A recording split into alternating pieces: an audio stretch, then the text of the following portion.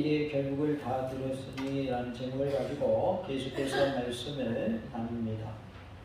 순종하는 사람이 있고 불순종하는 사람이 있습니다. 하나님은 어떤 사람을 기뻐하실까요? 나는 순종하는 사람입니까? 아니면 불순종하는 사람입니까? 우리가 하나님의 말씀에 순종함으로 하나님을 기쁘시게 하는 자 되고 하나님께 영광 돌리는 복된 삶이 다 될 수 있기를 원합니다. 일의 결국을 다 들었으니 이제 어떻게 행하라고 하시는지 계속해서 말씀을 나누므로 큰 은혜가 임하는 은혜 충만, 말씀 충만, 성령으로 충만한 시간 될 수 있기를 원합니다.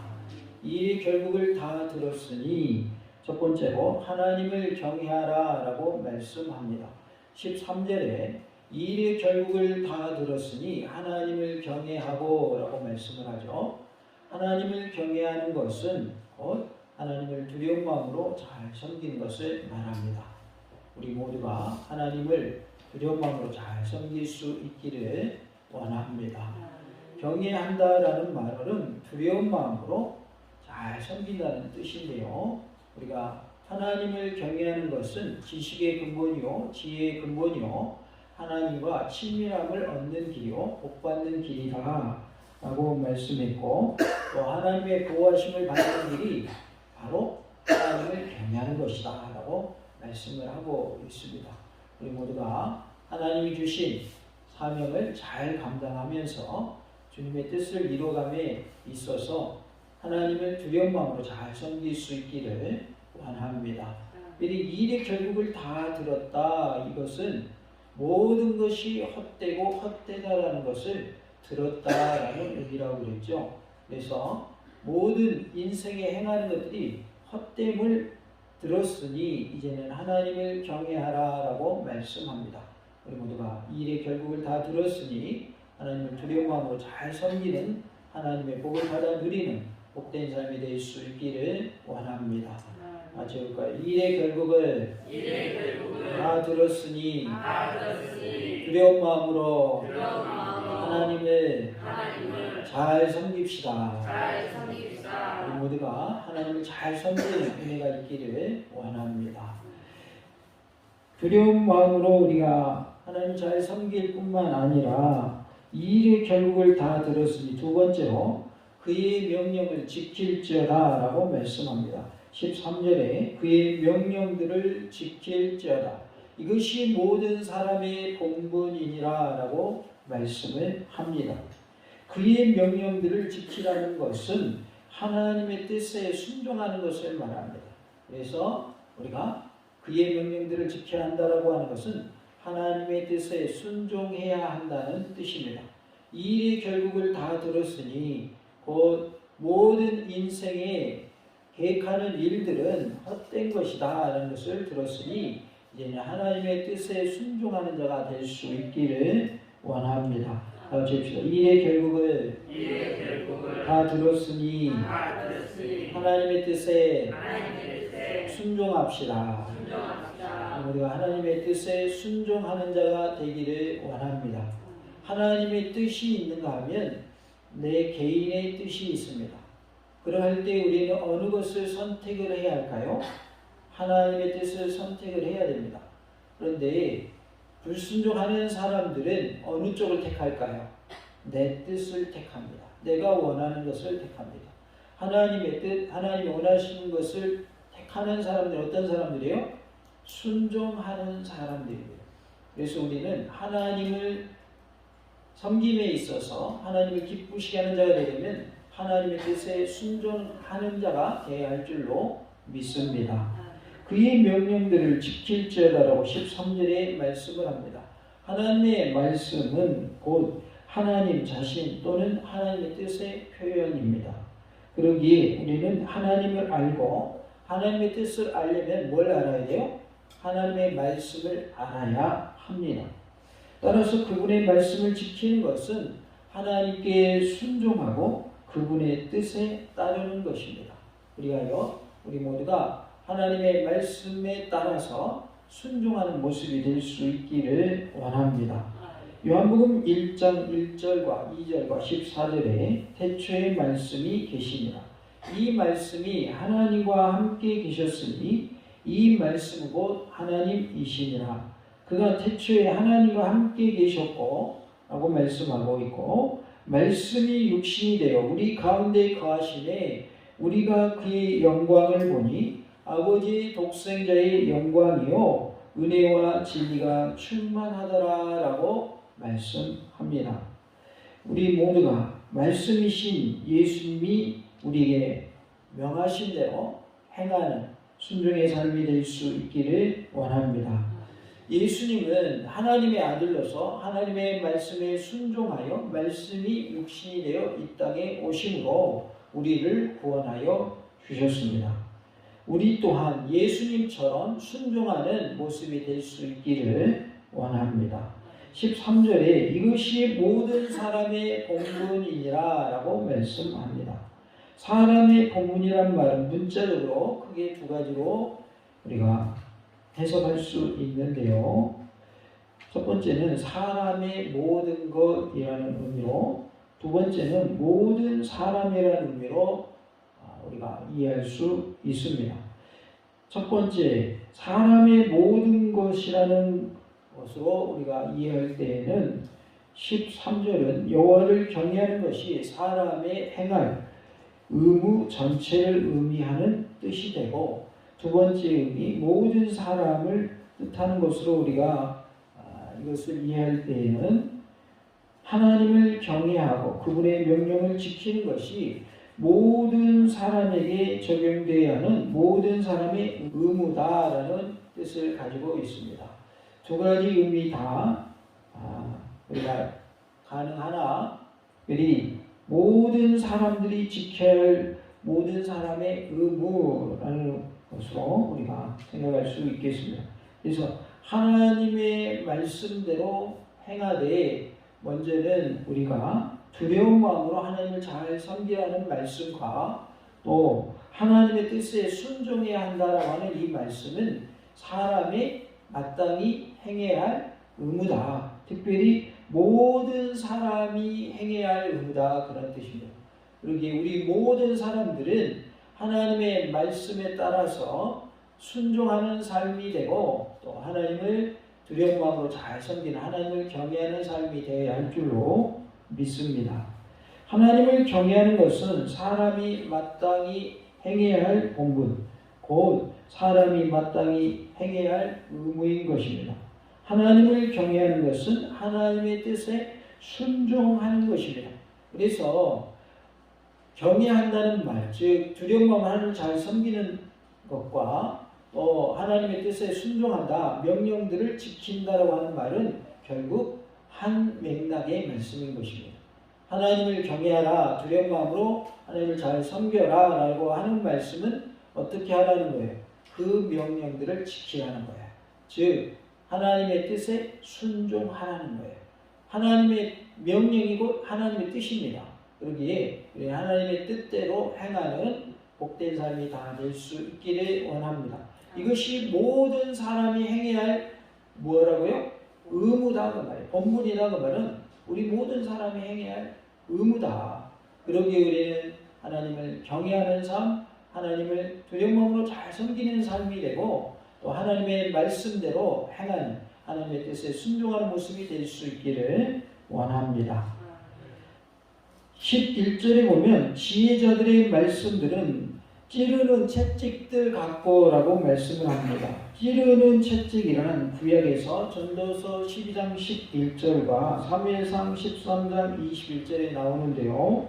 아마도 짐승들을 몰 때에 자극하기 위해서 사용된 날카로운 것이 박힌 막대기 혹은 소를 몰 때에 사용되는 끝이 날카로운 막대기를 의미한다고 볼 수 있습니다. 사무엘상 13장 21절에 곧 그들이 괭이나 삽이나 새스랑이나 도끼나 쇠 채찍이 묻을 때에 그리하였으므로 라는 말씀이 나옵니다. 여기서 쇠 채찍이라는 표현이 나옵니다.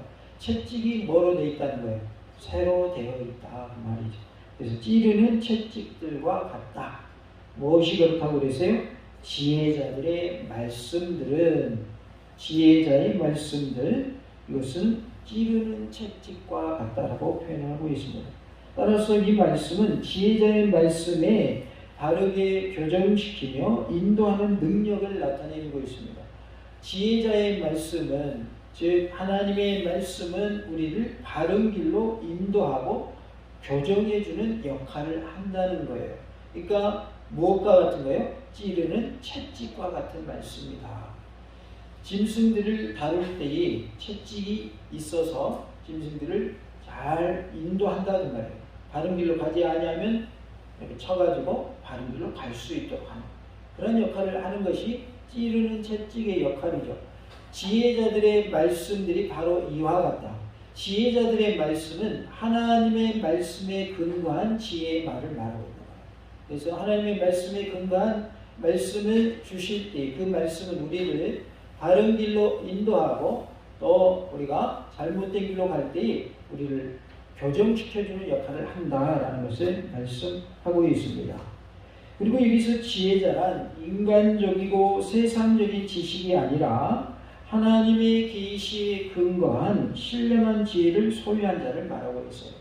하나님의 말씀에 근거한 신령한 지혜를 소유한 자라는 것이죠. 그러니까 지혜로운 자는 어떤 사람이 지혜로운 자일까요? 하나님의 말씀을 내 것으로 잘 소화한 사람, 그리고 그 말씀대로 살려고 힘쓰고 애쓰는 사람, 이 사람이 바로 지혜로운 사람인 것이죠. 지혜자의 입술에서는 그래서 하나님의 말씀이 나올 수밖에 없는 거예요. 왜냐하면 하나님의 말씀에 근거한 지혜자이기 때문에 그렇습니다. 우리 모두가 전도자로서 또한 지혜자로서 하나님의 말씀이 항상 내 안에서 역사하고 또 내 입술에서 항상 하나님의 말씀이 나오는 그런 모습이 될 수 있기를 원합니다. 우리의 말은 은혜로운 말이 되어야 하고 또 격려하는 말이 되고 남을 세우는 말이 되고 위로하는 말이 되어야 합니다. 그러려면 하나님의 말씀으로 무장되어야 합니다. 하나님의 말씀으로 무장될 때 우리는 하나님의 말씀을 근거로 해서 그 말씀을 가지고 지혜의 말도 할 수 있고 지식의 말도 할 수 있고 위로의 말도 격려의 말도 할 수 있는 것이고 은혜로운 말도 할 수 있는 거예요. 그러나 하나님의 말씀에 근거하지 아니하면 세상적인 말이 나올 수밖에 없고 세상적인 지혜와 지식을 말할 수밖에 없는 것이죠. 그러나 우리는 어떠한 지혜자가 되어야 할까요? 하나님의 말씀에 근거한 지혜자가 되어야 할 줄로 믿습니다. 그리하여 우리 모두가 하나님의 말씀이 우리 입가에서 항상 흘러나오고 그 말씀을 통해서 주변 사람들이 은혜받고 치유되고 회복되고 새힘을 얻고 능력 얻어서 승리하는 놀라는 은혜가 있기를 간절히 원합니다. 전도서 10장 12절에 보면 지혜자의 입의 말들은 은혜로우나 우매자의 입술들은 자기를 삼키나니라고 말씀을 하고 있습니다. 지혜자의 입의 말들은 은혜롭다라고 했어요. 그렇기 때문에 어떤 사람이 지혜로운 사람인가? 은혜로운 말을 많이 하는 사람이 지혜로운 사람입니다. 은혜롭지 못한 말을 하는 사람은 우매자다 그 말이에요. 우매자다. 미련한 자다. 지혜롭지 못한 자다 그런 뜻이죠. 우리는 은혜로운 말을 많이 할 수 있기를 원합니다. 같이 해볼까요? 은혜로운 말을 많이 하는 지혜로운 자 됩시다. 우리가 지혜자가 되려면 무슨 말을 많이 해야 돼요? 은혜로운 말을 많이 해야 돼요. 은혜스러운 말을 많이 해야 돼요. 우리가 똑같은 상황을 가지고 말을 할지라도 은혜가 되게끔 하는 방법이 있고 은혜가 안 되게 말하는 방법이 있어요. 그래서 우리는 은혜가 되는 말로 바꿔서 표현할 수 있기를 원합니다. 그것이 바로 지혜자의 모습인 거예요. 그러니까 말 한마디도 은혜롭게 해야 지혜자이지 은혜롭지 못하게 말하면 지혜가 없는 사람이 되고 맙니다. 우리 모든 성도님들은 지혜로운 자 다 되셔서 은혜로운 말만 하시기 바랍니다. 다시 한번 해봅시다. 은혜로운 말만 합시다. 은혜로운 말만 합시다. 네, 우리가 은혜로운 말만 많이 할 수 있기를 원합니다. 그의 말에 능력이 있음은 그가 뿌리를 두고 있는 하나님의 지혜 곧 하나님의 말씀은 살아있고 활력이 있어 좌우에 날선 어떤 검보다도 예리하여 혼과 영과 및 관절과 골수를 찔러 쪼개기까지 하기 때문입니다. 그러하기에 우리는 하나님의 말씀을 근거로 해서 은혜로운 말을 많이 하고, 또한 우리의 말이 능력이 있어서 주관의 영혼을 살리고 또 절망 중에 있는 자를 일으켜 세우는 은혜가 있기를 원합니다. 히브리서 4장 12절에 하나님의 말씀은 살아있고 활력이 있어 좌우의 날선 어떤 검보다도 예리하여 혼과 영과 및 관절과 골수를 찔러 쪼개기까지 하며 또 마음의 생각과 뜻을 판단하나니 라고 말씀을 하고 있습니다. 하나님의 말씀은 살아있는 말씀입니다. 쓰여진 말씀으로 끝나지 않아요. 그 말씀은 내 영혼을 변화시키고 내 심령에 평안을 주고 내 육의 질병을 고쳐주고 건강을 주는 말씀인 거예요. 나를 살리는 말씀이에요. 살아있는 말씀이라. 그래서 하나님의 말씀은 죽은 말씀이 아니고 쓰여진 글자가 아니다. 활력이 있다는 말은 활동력을 말하는 거 아니에요. 그래서 활력이 있는 말씀입니다. 살아있는 말씀입니다. 움직이는 말씀입니다. 나를 변화시키는 말씀입니다. 라는 사실 꼭 기억하시기 바랍니다. 그리하여 우리 모두가 우리의 하는 말은 능력의 말이 되고 은혜로운 말이 되어서 많은 영혼들을 추수하는 일에 구원받게 하는 일에 크게 쓰면 우리 모두가 될 수 있기를 원합니다. 같이 봅시다. 성도의 말은 능력이 있습니다. 그러하기에 우리는 영혼을 살리는 말을 많이 할 줄로 믿습니다. 은혜로운 말을 많이 할 줄로 믿습니다. 성도의 말은 능력이 있기 때문에 축복의 말을 많이 해야 합니다. 저주의 말은 해야 돼요? 하지 말아야 돼요? 하지 말아야 합니다.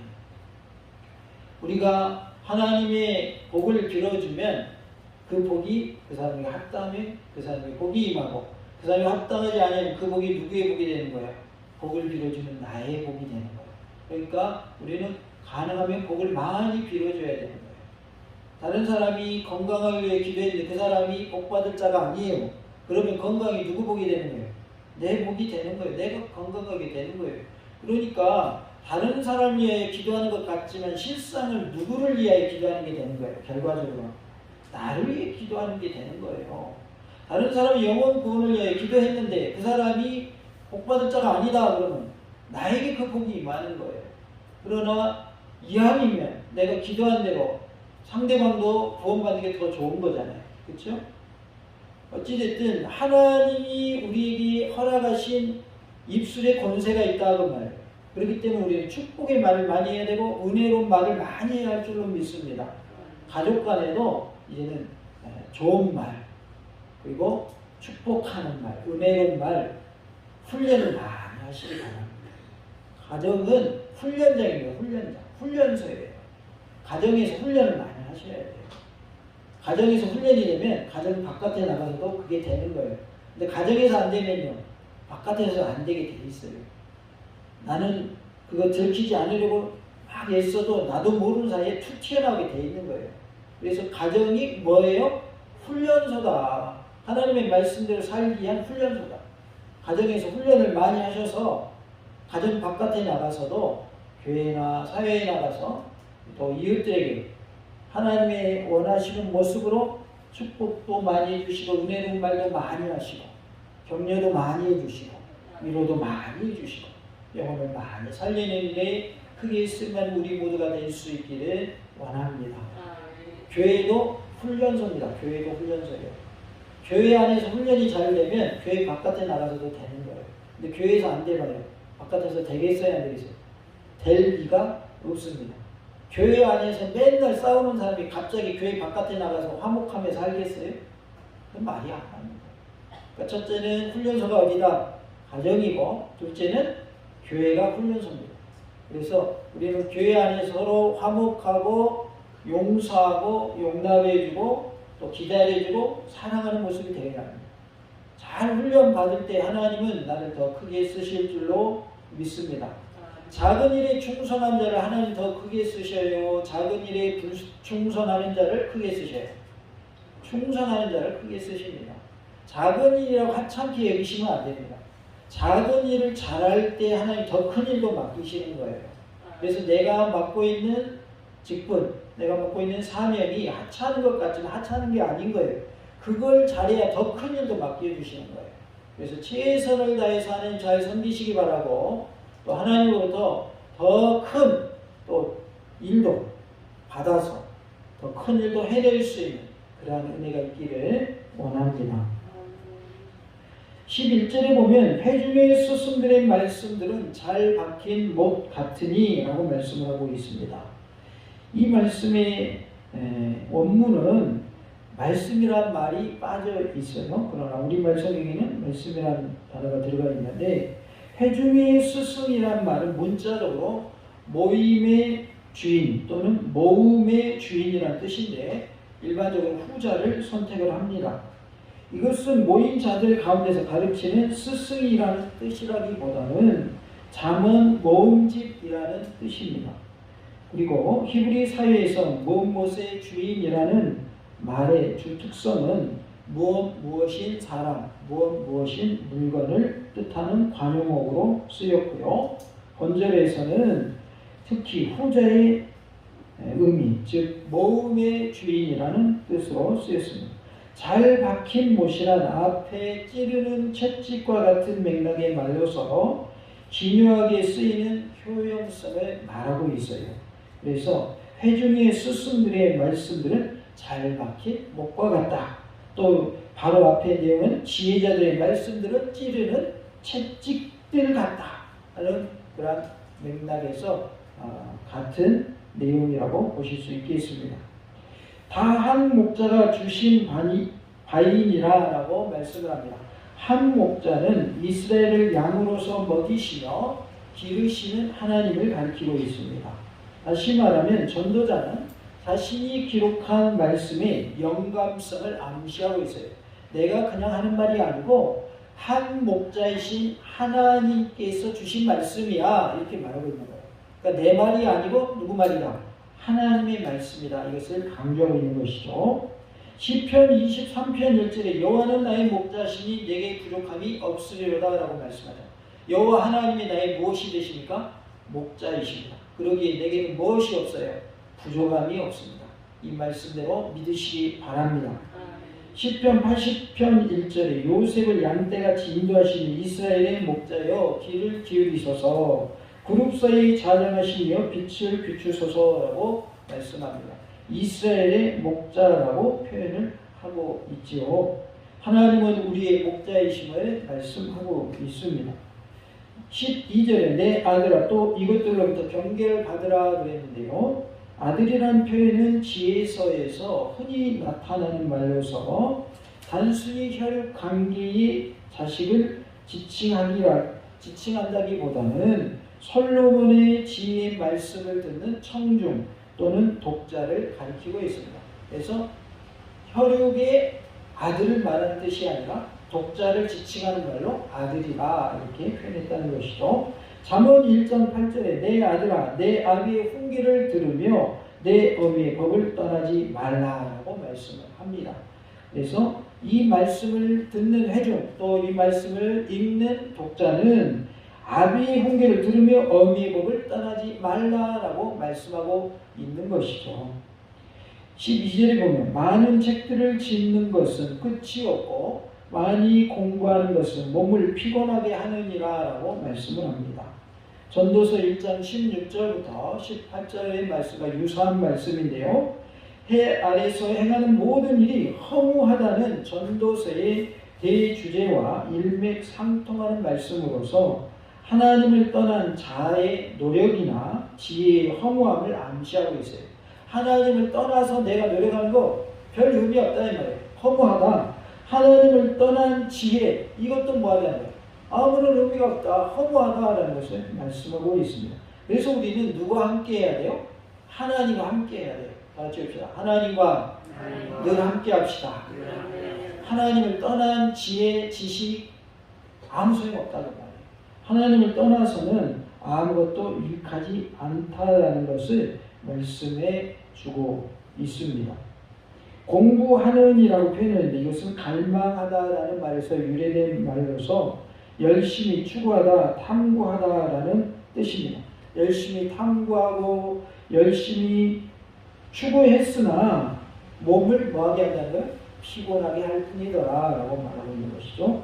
14절 하나님은 모든 행위와 모든 은밀한 일을 선악간에 심판하시리라 라고 말씀을 합니다. 전도서 3장 7절과 11장 9절의 반복입니다. 이와 같은 말씀을 전도서의 제일 끝에 언급한 것은 근본적으로 아담 안에 있는 모든 인생이 정죄된 죄인이며 하나님을 떠난 인간의 모든 일, 이 세상의 모든 것이 헛된 것인가, 인간이 하나님을 떠난 매사를 스스로 도모하지 말고 또한 하나님을 거역하거나 불순종하지 말고 하나님을 경외하며 그분의 명령을 지키면서 의롭게 살 것을 촉구하는 말씀입니다. 우리는 하나님을 떠나는 일이 없어야 하겠고 내가 스스로 매사를 다 해결하려고 하지도 말아야겠으며 하나님을 거역하거나 불순종하는 일이 없기를 원합니다. 하나님을 경외하는 자, 두려운 마음으로 하나님을 섬기는 자가 되시기 바라고 그분의 명령을 지키는 자, 곧 하나님의 뜻에 순종하는 자가 되시기 바랍니다. 그리하여 우리 모두가 하나님의 말씀대로 행함으로 의로운 삶을 사는 모습이 될 수 있기를 간절히 원합니다. 이 일의 결국을 다 들었으니 하나님을 경외하라, 즉 두려운 마음으로 잘 섬겨라. 하나님을 잘 섬기되 하나님의 뜻에 순종하는 삶이 되라라고 말씀하고 있습니다. 우리 모두가 하나님을 두려운 마음으로 잘 섬기되 하나님의 뜻에 순종하는 자가 될 수 있기를 간절히 원합니다. 할렐루야.